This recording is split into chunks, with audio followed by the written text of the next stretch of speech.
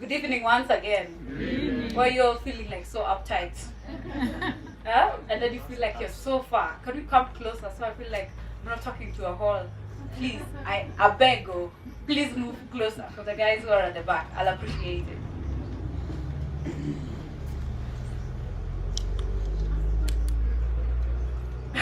Pete.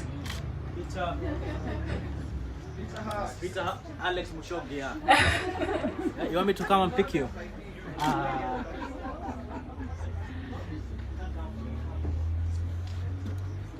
We're supposed to be getting to know each other because now I'm seeing like Rotarians are on this side, my other friends. Let's mingle, let's feel all together. My fellows from Alliance, please. I know you're catching up over years. Let's mix up, okay? But we'll do that a bit later.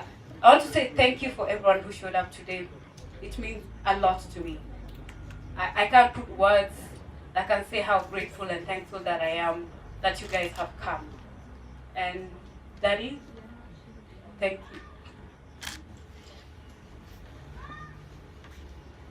you. Excuse me. Like Carol said, it has not been an easy road. Yeah? And the first person who told me when Andrew was born that something's wrong was my aunt.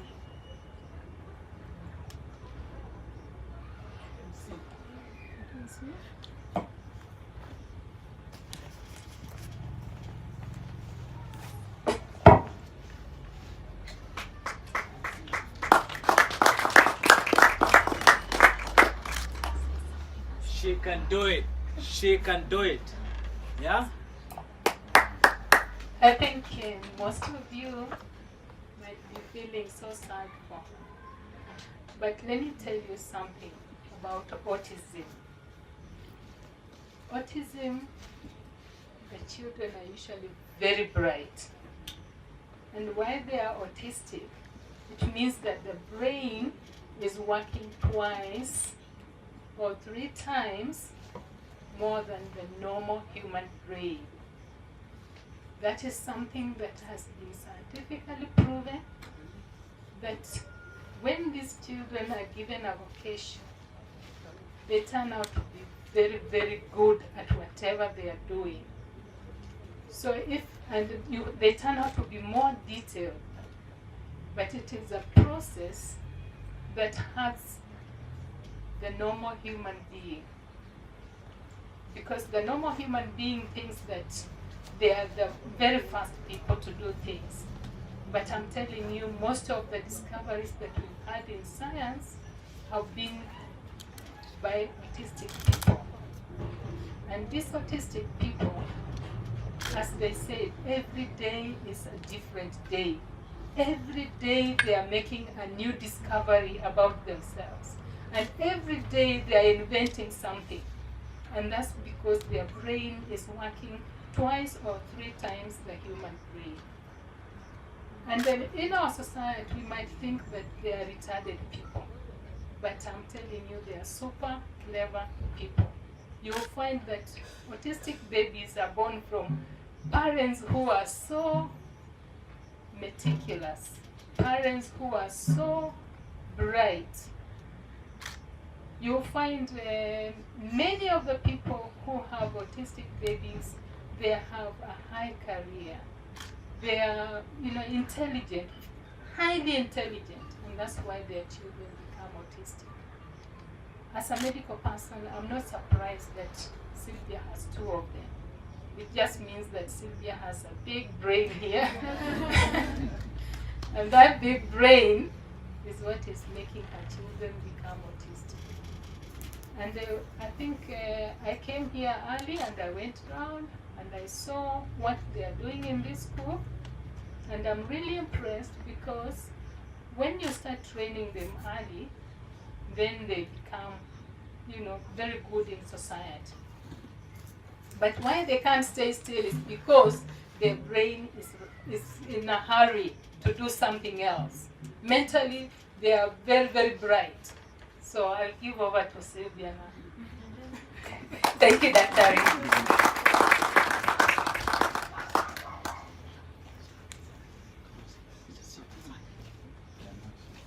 Thank you. As she's having a small break, I want to shock you. Just before I met Elijah, I used to think my father was very bright. Of course she is, or she was. So rest in peace. But then, only after he had a conversation, because that is his forte, then I began to realize that autism actually differs. There are two spectrums of autism. And those who are affected socially, so you find the way we naturally socialize with people, they are a bit withdrawn. They are shy and they learn, slowly, or they like repetitive tasks. You understand me? Okay? Those kids who you took them out for a lunch on a particular day or every single weekend, that is what they are used to. So they love structure. But on the other hand, there's this spectrum of the Isaac Newton. It is arguably, it is said that he was autistic.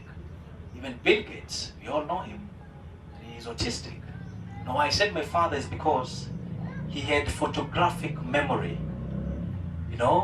That those things will tell you. He was a teacher, so he tell you on this particular date in 1969, student A came on this day dressed like ABCD with their father, their mother, and how do you do that? Okay, so I used to think that he's just a sharp guy. Then after having this particular discussion with Sylvia and Elijah and James, my brother there, then that awareness that we are all seeking, or rather intending to achieve today, then gets home. So these are some of the things that we might find different. Like, for example, they see more clearly. All right, those small details we might not be able to pick. Their smelling sense is absolutely out of this world. So they're very sensitive. They hear things more clearly. You understand me? They feel differently. All right. So somebody was asking, then how do you know I have an autistic child, or how do I identify some of these behaviors, so to speak? And you need to be very keen. And as Caroline said, it is something that if you're not aware yourself, and that is why there's this campaign to make that awareness more public, bring it close to family, friends, you might lose it or miss that particular important point. And I've known a friend who left her husband, or her husband kicked her out of her family, because according to the husband, in their family or in their genetics, they don't have that. So this came with a lady, and in a very funny way, lack of better words, you knew Uchawi or witchcraft. So she was kicked, and she was divorced out of her home. Because of what? Inadequate knowledge. Alright? I also have another friend who keeps their daughter in the house all through. Guests come, your functions happening in the compound, people mingling and socializing. Only until one day we had somebody scream. And to go and rush and ask what is happening, that is the day that we all knew that she's an autistic child. And she was weeping, she was crying in embarrassment. It's like, no, it is normal. She's a child. First and foremost, she's a beautiful soul. That is what is important. Alright? And there's so many families within the same area or neighborhoods. And I know most of you know some as well. Alright? So Sly, it is well. And the boys, I'm personally a friend of Bradley. We connect a lot. I love his energy. Kindly come. Let's clap for her. Let's clap for her. Let's clap for her. Better. Thank you. Sorry, it's called emotional overload. That has never happened before. I'm even shocked at myself. But yeah, thank you again for all of you being here. So why Andy speaks? Like Carol mentioned, it took 5 years for Andrew to first speak. It was the hardest journey, I have to say, because everyone is comparing, everyone is asking, why is your child not talking? You go somewhere, someone is talking to him, he's not responding, and you wonder, how do I start explaining to you what is going on? And it's not always when you can actually explain or have the time to explain. So Andy Speaks became something that I can say I had a Damascus moment last year. I lost quite a number of my close friends. Jackie, you know. We had a group of ladies, we used to call ourselves House of Esther. We were 6. We are now 3 in a span of 1 year. And that is when you realize all of us are inmates. 36 was the highest, she's gone. Then other person who was 35 left a year later. There's actually a photo that I'm the only one who's alive. And that is what made me question myself. Why am I the only one in this photo who's alive? And that is the point at which every time I would open the Bible, it was always Proverbs 31, 8 to 9. Speak for those who cannot speak for themselves, and let them not be judged unfairly. And that is when I decided I will try and figure out. Sometimes the higher power can find you when you're not even looking, when you're not thinking. One day in church, Andrew was, as you've seen, his attention span is limited. So he can be a very good boy for a certain period of time, and when he's done, he's done. So he decided, dude, we gotta go. It's time for us to leave. Then we had to stay outside. This lady rushes up to me and says, God says he loves you. And I'm like, I don't know you. What are you talking about? You know, those moments when you're like, do you know what God has been doing to me? He's been taking these people away from me. You know, when life is very hard. Then again, we lost, for those who know, my cousin got shot in the US by the husband, and then the husband shot himself. So we went for the funeral, which I was at a mall trying to figure out, she left 3 kids, and I'm trying to figure out how are these kids going to survive. So I'd taken the eldest just away from the house because of the pressure. There was too many people. She's trying to understand what's going on. We go to the mall, and again a stranger comes and stands next to me and tells me the same thing. God says he loves you. Of course, that was scary enough for me. Because I was like, why are strangers coming to me and telling me the same thing, you know? So, and then everywhere I went, I would find someone who's dealing with special needs children. Every duty you're given, you find it's pushing you towards the same thing. So I decided I'll take time out because I couldn't function. You know those days you go to the office, you're trying to work, and you question yourself like, okay, what did I do the whole day? You can't figure it out because your mind is not set. But when the year had begun, I knew this is what I'm going to do by this time, but it was just not working out. So I went to spend time with my sister because my system was breaking down. I had lost like 5 people in 6 months. So I decided, let me go and just spend time away from everything. Sometimes you need to look within yourself to find yourself. And while in the UK, everywhere she took me, what else again? Special needs was in my face. No, that's when you ask yourself, like, dude, what are you trying to tell me? You know? So, like, we go to a party, you sit next to someone, oh, you know, the topic always comes up. The first question is always like, what do you mean you have kids? You know? I'm like, yeah, I actually have 3. And then now, of course, the issue of autism always rises. And then they'll be like, oh, I used to be an autistic teacher. Or, like they would end up being in special needs line. And that's when I got it. That is what God wanted me to do. Proverbs 31, 8 to 9. Just raise awareness. From the journey I went through raising the children, the things that I had gone through, I'm trying to think, I'm in Nairobi.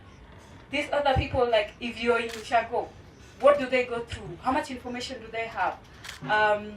Where do they start even? Because most of the time, no doctor, Dr. Sylvia, you can tell, I'm sure you can vouch, no doctor wants to tell it to you straight as it is.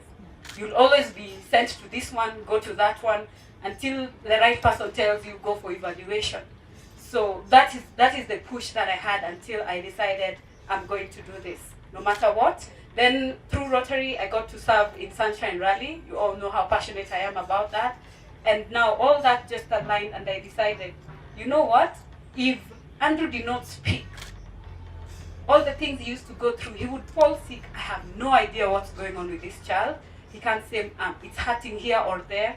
So I'm trying to figure out how many more children are like Andrew, and how do they live their lives when they cannot say what it is that we need. And sadly, in our country, we don't have sign language as a basic essential like it is out there. Because when I went out, I went to study the schools in the UK, a few of them, to try and see what are they doing, what are we not doing, just basic comparison, because trying to even find a school for special needs that befits is not easy. The rate you get is insane, and you're trying to think most of the time, like JB mentioned, the beta hubs decide the beta hub is too bitter, they need to take a walk. So from the statistics we've got that apparently 80% of women are single when they discover they have special needs children. And the attention that special needs kids require needs a lot of support, like support from family, from friends. So I'm very, very blessed to have all of you here, and I am grateful for those who walked with me, for those when I say I need to have a drink today, and you show up. Hi. Hi. I'm Bradley. I'm fine. Nice to meet you. Okay, come. Come, Bradley. Thank you. Thank you.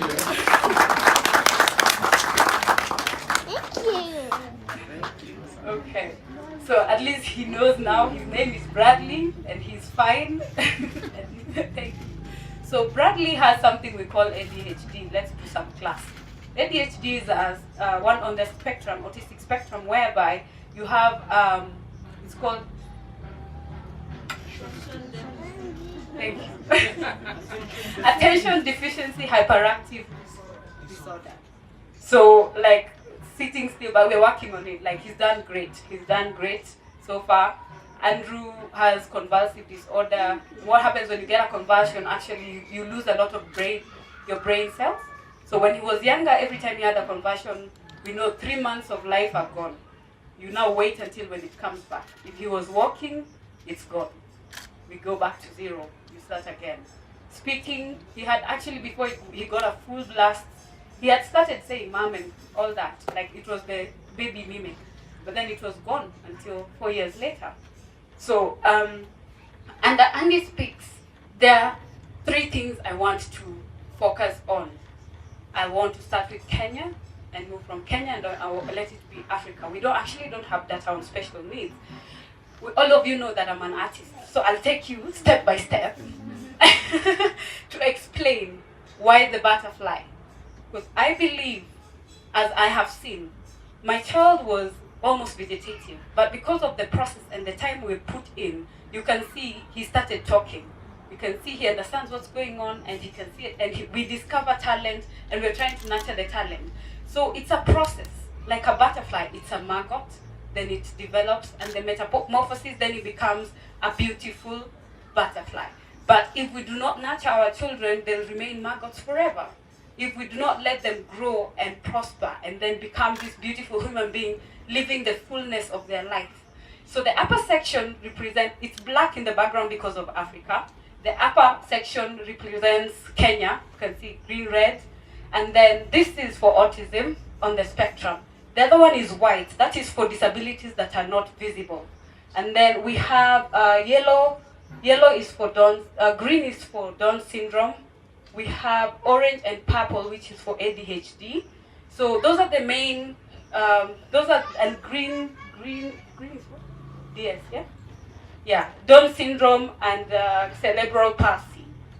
So those are the ones that I want to focus on, because those are the most dire ones that we have in the country and around. And they're the ones that nobody knows about. Because that child you would see running around, most of the time we'd say they are crazy. Then we have the misdiagnosis when a child is not talking, they're told they're either deaf or dumb. But it's just because they have not been properly assessed so that we can identify exactly what is the matter with the child. So we just want to raise, hey Papa, say, what's your name? What's your name? Yeah. Yes, name. What's your name? What's your name? Andy. Say Andy. What? Go to Babu, Papa. All right. Anyway, so for, Hey. and under the SDGs, so we have 3. Play. Bradley. Okay. Again.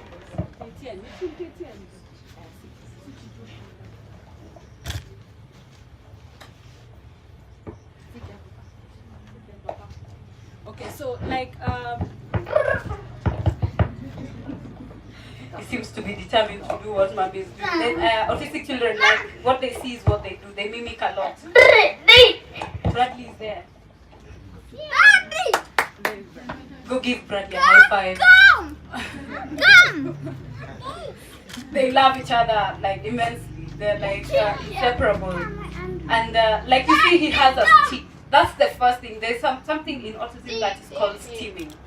When they don't know how to handle the emotions, the pressure that they have, there's always something that they are very attached to. So for Andrew, it's always a stick. He comes to your house, the first thing they look for is a stick or something that is long. Okay. Aya, Papa? Listen. Let's go. Let's go.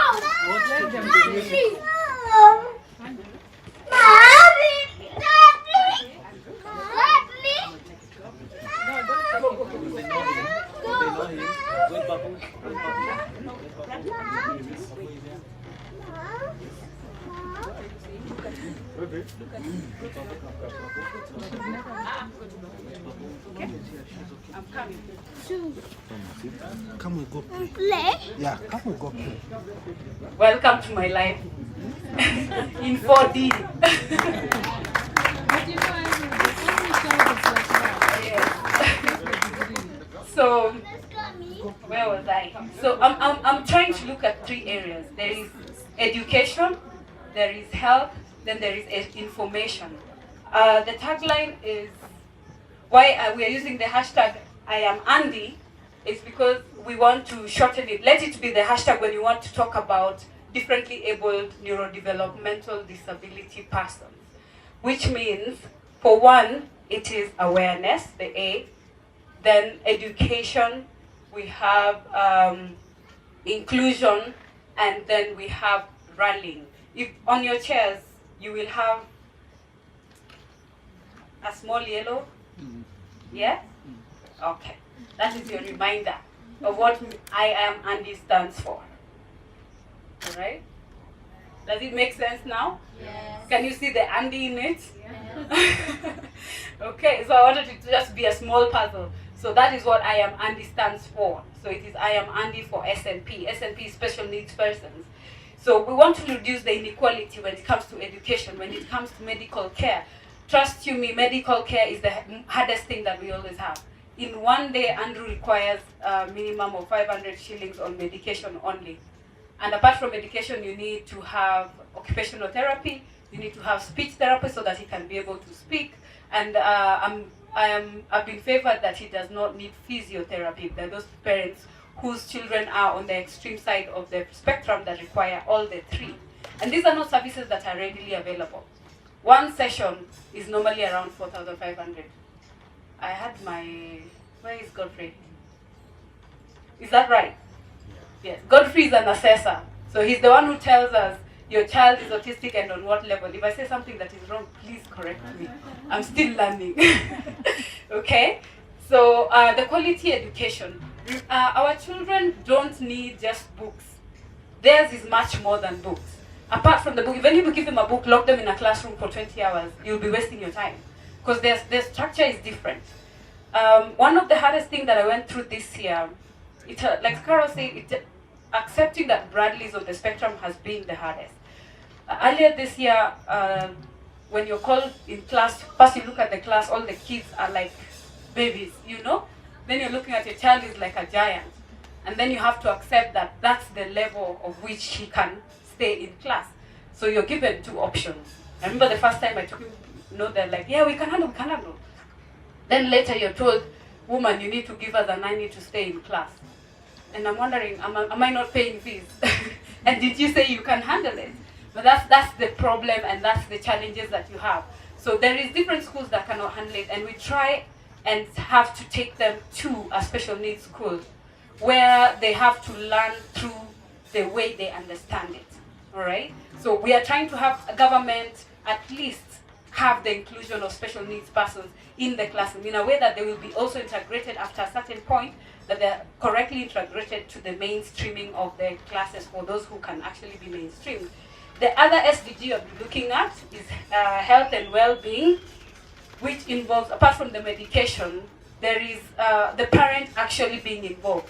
When I was doing the research in London, I attended an IEP report session. Every term, the parent has to sit with the school. They usually have individualized education programs. So you as an individual, this is what the target has been set. They are taught very basic things. This one will be potty training. This other one will be how to dress. This other one is how to carry yourself. So their classroom is not about ABC. ABC is just part and parcel of it, because they have to be taught life basic skills so that they can integrate well and live with their, in society normally. So that is the other thing we want, at least if it can be streamlined, and we make sure that everything is perfect. So as Andy, the projects that we have taken up, where you are, I'm sure everyone was expecting it to be a club. Let's see by a show of hands. How many expected it to be a club or something? A restaurant? Okay, yes. So what I wanted, the intention why I had it here, is that so that you can see the kind of setup that is needed for a special needs child. This one has been set up using the UK system, and thank you, Elijah, for at least introducing this to Kenya, so that we can be able to give our children the basic things that they need. If you've taken a tour around, you've seen there is a calming room. You see, like what happened right now, it's called a meltdown. So there is a specific room where the kids can be kept, and they actually calm down, and they're able to just have a normal conversation and get back to normal. We have therapy rooms, we have their different play areas, and also crafts. So we're going to be partnering with Elijah. We want to make it that after we take them to school, then what? So we want to introduce crafts and vocational training. This means most of the children that who finish school, they have nowhere else to go. How many of us can employ an autistic person? You see? It's a handful. It is a handful, and that's the fact. Because if the person walks in and they're steaming, you're like, okay, what is wrong with you? Because that is just how society is. So we want to identify their strengths, their talent. Special needs good children always have something that's extra special. So that is the vocational training that we intend to do. We will be having art, music, crafts, leatherwork, woodwork, and music, so that we can develop. We will be identifying what they're strong at, and then we'll ensure we blossom it. Apart from that, we shall be having sessions here for training for parents, where we at least educate them. Trust you me, special needs life is a very lonely road. Because you can't go out as much as you would want, you cannot mingle with everyone as easily as it should be. So we want to be having the play area that has been set up is a safe space for the children. Then we will have like the teachers you've seen who are there, taking care of the kids, and then let the parents have a training and just a moment of peace and quiet. That's the other way we intend to do it. Apart from that, we have taken up the therapy sessions. We're trying to identify in KNH. If you go there and you're told actually there is occupational therapy, yeah, Godfrey, what is offered at KNH as occupational therapy? I only comment so much about it. Okay, generally, because I have walked through all of them. We go there, we sit in front of the students, you repeat your story every other time because you're being used as a sample to the students who are learning, and then you're written for medication and you left. Then when you're told to come for occupational therapy, you sit, you're given a 30-minute massage after waiting for 2 hours, and you're told to go home. That is what we currently have in Kenya. If you've taken a walk to the classrooms and the occupational therapy center, you identified there's so many things that are required for the children that our hospitals and schools don't have. That is the other thing we want to raise funds for. We're raising funds so that we can equip either a hospital or a classroom, so that when we are saying we're giving them service, let it be quality service. Let it just not be named, but then there is nothing being delivered. So the first one we're starting will be in Kisii. From Nairobi to Kisii, we actually have no therapy center, if I use the caliber of what I've just said. Nyanza, Rift Valley, the entire region, none.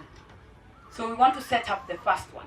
And because of that, I went back to Kisii after 7 years to assess, 7 years later, and I thought I was going to find a school that is complete. I found a building that had just been improved. It was very run down. I am sure I shared a video for those who follow us on Facebook and Twitter, and it was really wanting.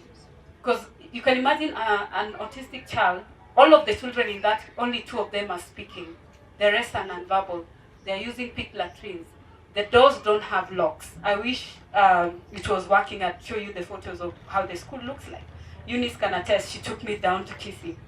And I nearly cried because I'm like, how can a child be in this setup? They're not having a desk. They're sitting on the ground on tires. Okay? So they only had a section where they're eating. That was the only table and chair that was in that room. And all the doors were being locked using Sisal. So even for me to be shown the room where we intend to have the occupational therapy, we had to ask for a knife so that we can cut and get to have a look at the room. So that is the first project that we're undertaking. And James, I don't know where he is. That's Mr. James. So Mr. James will be cycling from Nairobi on Tuesday all the way to Kisii. So we have been carrying on this campaign on all media houses, and I'd like to thank Science TV. Look, thank you very much. They have been a great support to us. And beautiful Ashura, please stand up. She's here because of Ashura. Ashura is impaired on her ears. She's a TV presenter, and trust me, the day I had to sit and have an interview with her, first I had to prepare my mind on what I was going to go through. And yes, it was not as easy. Yes, thank you Ashura for having us.